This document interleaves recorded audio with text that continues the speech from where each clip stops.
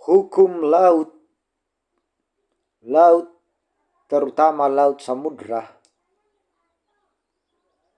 mempunyai sifat istimewa bagi manusia. Begitu pula hukum laut, karena hukum pada umumnya adalah rangkaian peraturan-peraturan mengenai tingkah laku orang sebagai anggota masyarakat dan bertujuan mengadakan tata tertib di antara anggota-anggota masyarakat itu.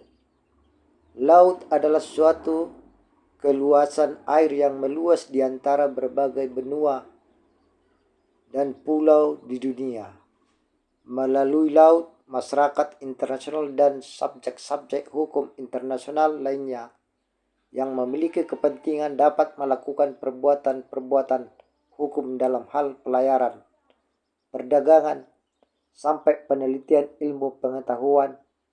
Dengan demikian, pada hakikatnya, segala peraturan hukum yang berlaku dalam tiap-tiap negara selayaknya terhenti berlaku apabila melewati batas menginjak pada laut. Tetapi bagi manusia yang berdiam di tepi laut, sejak dahulu kala dirasakan dapat dan berhak menguasai sebagai kecil dari laut yang terbatas pada pesisir itu. Ini justru karena didasarkan tidak ada orang lain yang berhak atas laut selaku suatu keluasan air, maka ada kecenderungan untuk memperluas lingkaran berlakunya peraturan-peraturan hukum di tanah pesisir itu sampai meliputi sebagian dari laut yang berada di sekitarnya. Sampai berapa jauh ke arah laut peraturan-peraturan hukum dari tanah pesisir ini berlaku adalah hal yang mungkin menjadi soal, terutama apabila tidak jauh dari tanah pesisir itu ada tanah pesisir di bawah kekuasaan negara lain. Maka dengan ini sudah mulai tergambar suatu persoalan internasional. Apabila orang menaruh perhatian pada hukum mengenai laut, maka dapat dimaknai bahwa hukum laut internasional adalah kaidah-kaidah hukum yang mengatur hak dan kewenangan suatu negara atas kawasan laut yang berada di bawah yurisdiksi nasionalnya, yaitu atau national jurisdiction. Pentingnya laut dalam hubungan antar bangsa menyebabkan pentingnya pula arti hukum laut internasional. Tujuan hukum ini adalah untuk mengatur kegunaan rangkap dari laut, yaitu sebagai jalan raya dan sebagai sumber kekayaan serta sumber tenaga.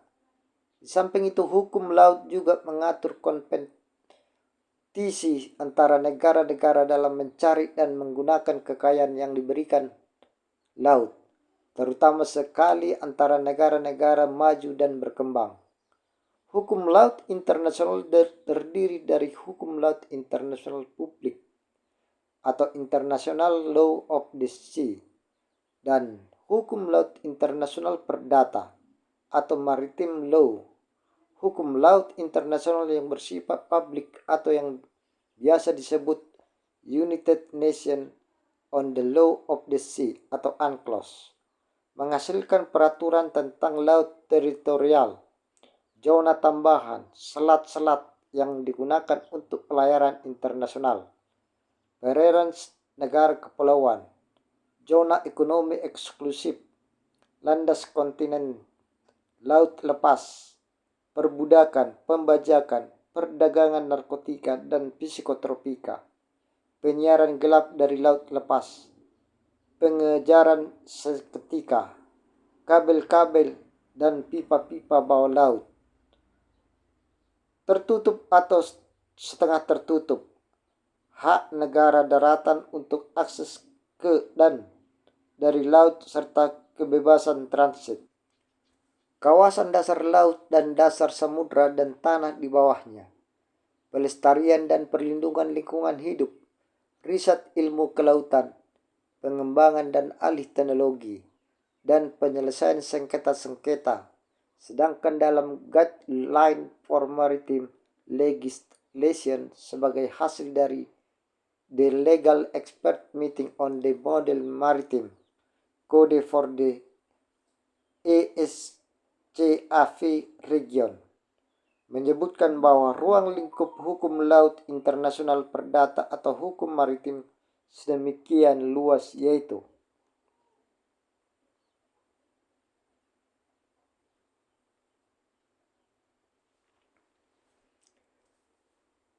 A. Regulasi ekonomi. B. Kebangsaan kapal. C. Pendaftaran kapal dan hak atas kapal. D. Keamanan. E. Navigasi. F. Pengawakan. G. Manajer kapal. H. Agen. I. Buruh pelabuhan. J. Penerus muatan. K. Kontrak mengenai kapal.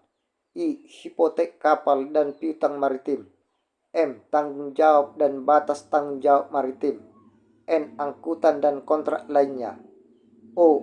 Asuransi laut. P. Kecelakaan di laut. Q. Polusi. R. Pengangkutan barang berbahaya. S. Penipuan di bidang maritim. T. Pemeriksaan di laut. U. Penyelesaian sengketa maritim.